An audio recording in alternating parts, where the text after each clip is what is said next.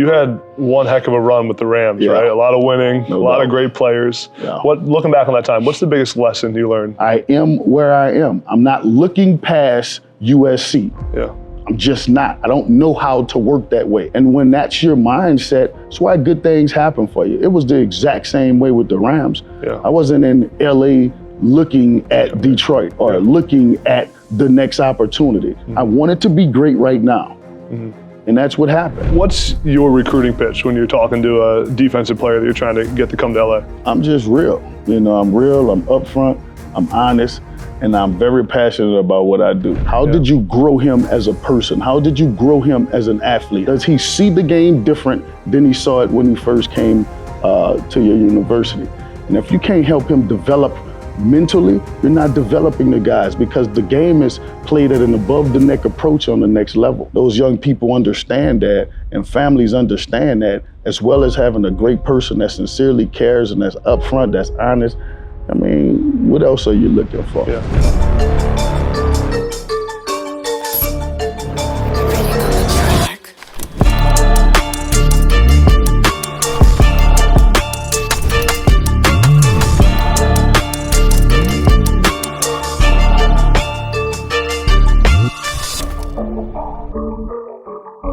Before we get to the pod, I want to tell you guys about my favorite way to fire on sports, Prize Picks. Guys, I've tried all the different apps, sports betting, daily fantasy, fantasy sports. Prize Picks is by far the best way to get action on sports. On Prize Picks, you pick players instead of teams, so it's tons of fun, and if you know how players are going to perform, you can make tons of money. Each player has a set stat projection, and you pick more or less based on how you think they're going to perform. For example, Steph Curry, 20 points more or less. If you think he's going to have more, you pick more. If he has less, you pick less. You pair it with some other players, and you can win up to 100x your money. It's fun, it's easy, and you can have massive paydays. Get a free $50 from Prize Picks when you place just a $5 entry by using my code Adam B, the link in my bio. $5 play, $50 guaranteed, win or lose. I'm telling you guys, I've tried it all. Prize Picks is by far the best. And of course, guys, supporting my sponsors helps me a ton, allows me to travel around the country. So it would mean a lot to me if you'd support Prize Picks using code Adam B or the link in the description down to the app. Let's get to the pod. Coach, I appreciate you doing this. Excited to talk to you.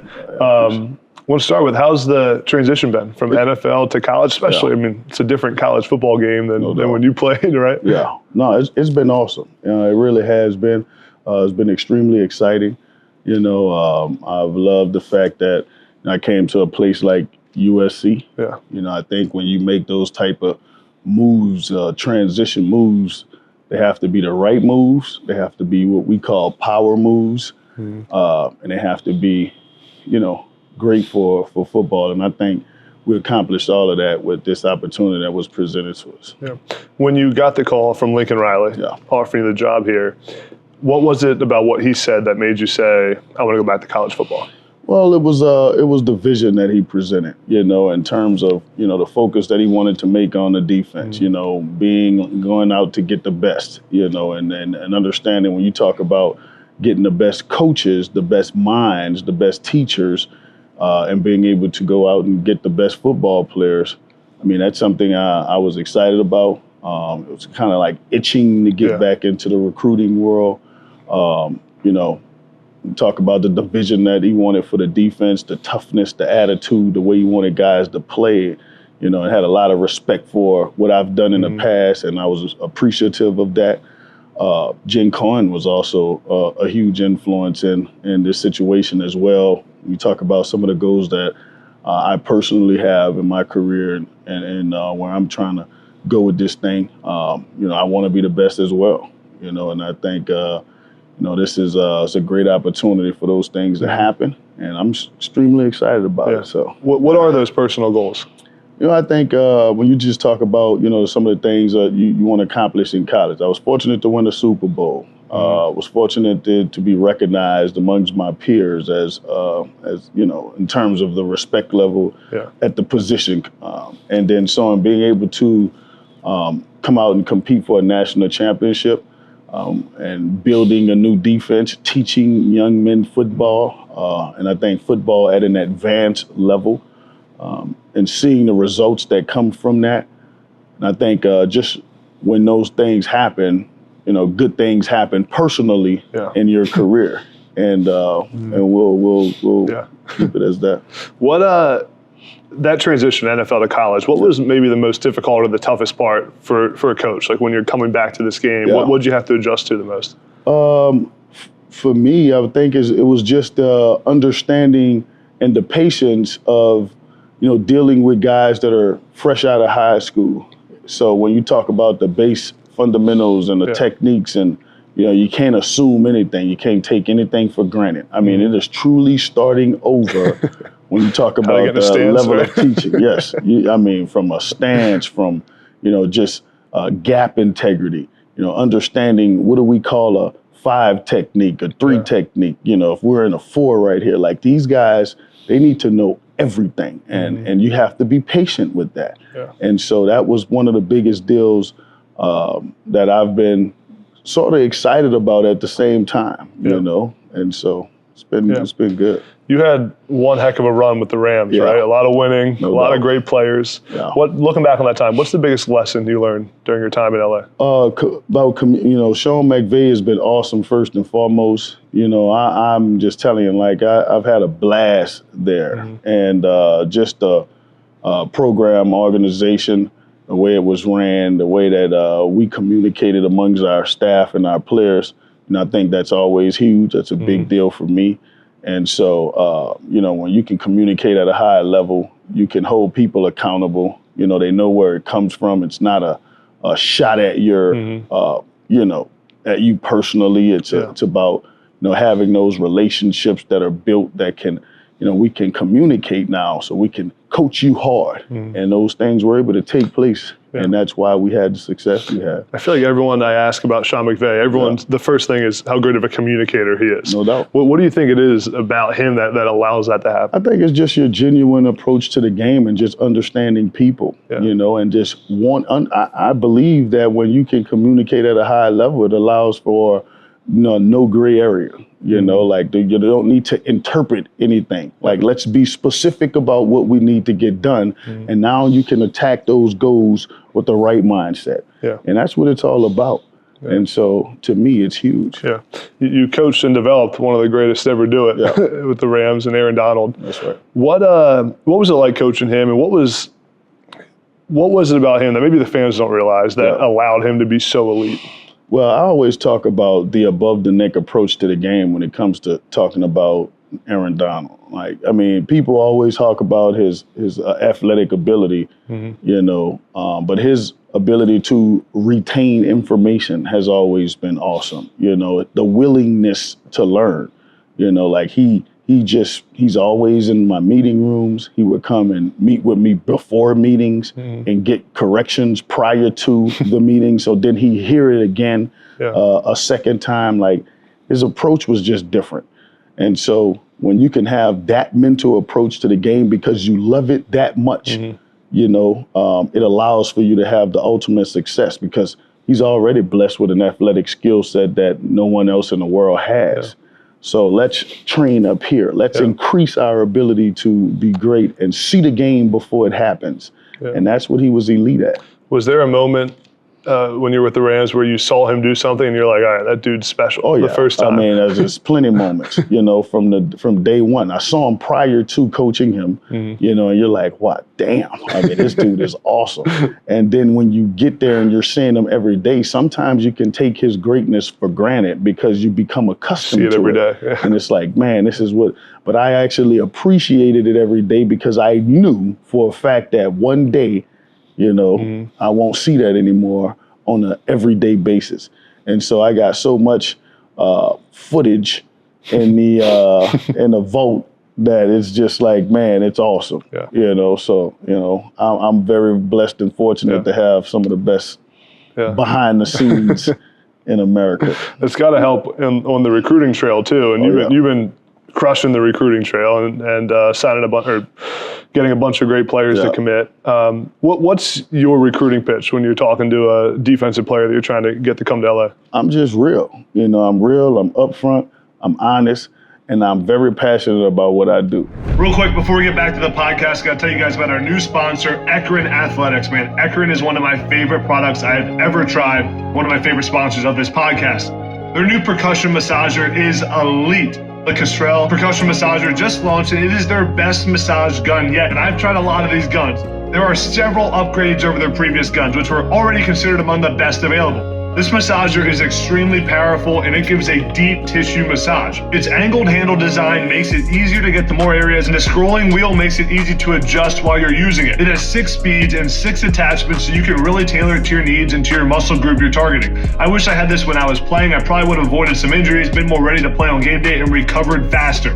Best part, I have a promo code for all of you to try Ekron and their new massage gun. Use promo code NEXTUP for 25% off all orders on Ekron Athletics. That's promo code NEXTUP for 25% off all orders. And guys, supporting our sponsors helps me a ton. So go support Ekron Athletics. Use that promo code NEXTUP for 25% off your orders.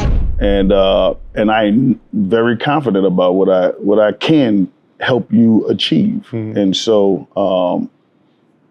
that's just the reality of what it is. I mean, I believe in relationships.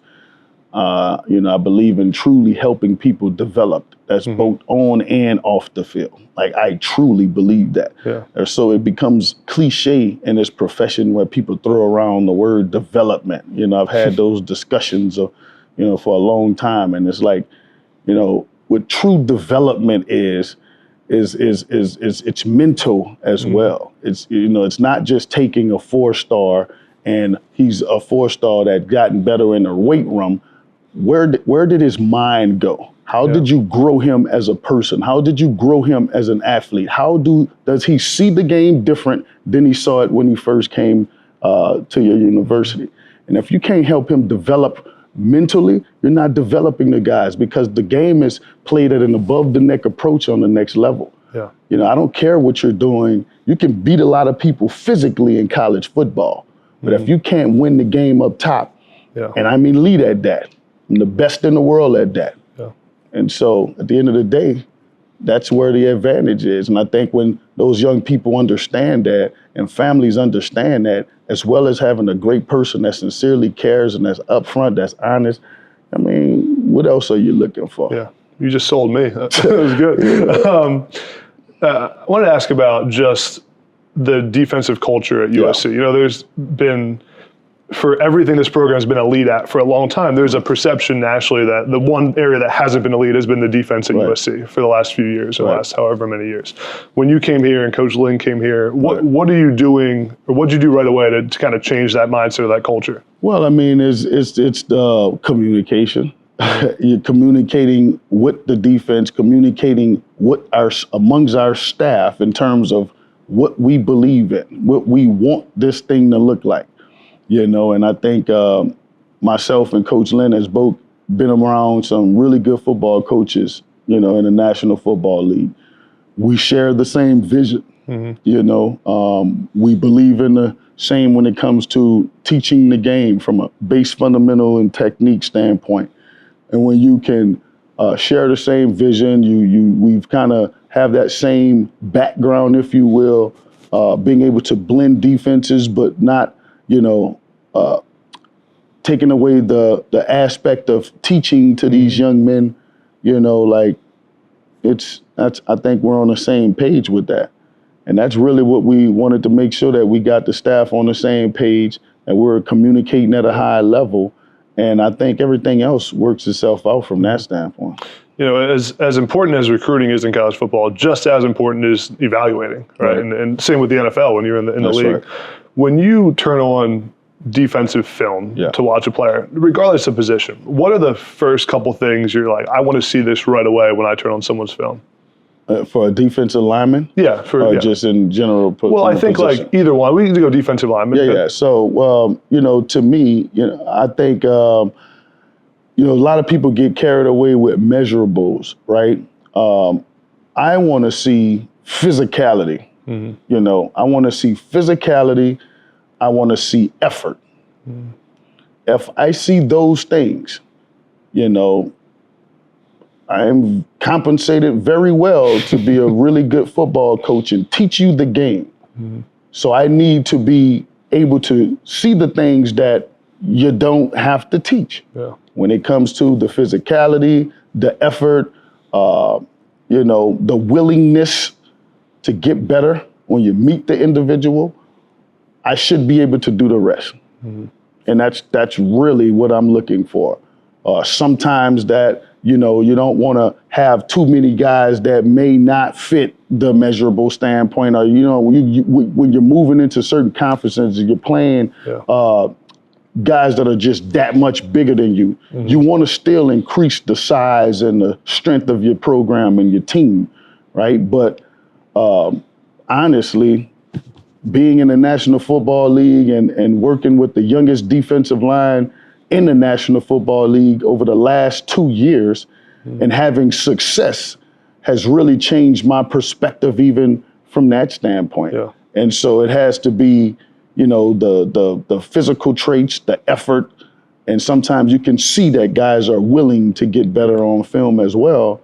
And I believe I can help the rest. Yeah. So is there anything on film that you see and you're like, this guy's not going to play here? What's the biggest negative you see on film? When you don't have what I just talked about, when you're not physical, not effort, when you don't play with effort, because now I have to coach you through those things. Like, that's too much. I shouldn't have to coach a young man on effort, on running to the ball, on being willing, on being coachable, but I understand that everybody needs a little poke every now and then, which is fine, right? And so then it becomes, what kind of technique does he have? Is he playing with his hands? Can he create separation and get off blocks? And so you start looking at other variables that can help increase your reason for taking a guy or not taking a guy. Yeah.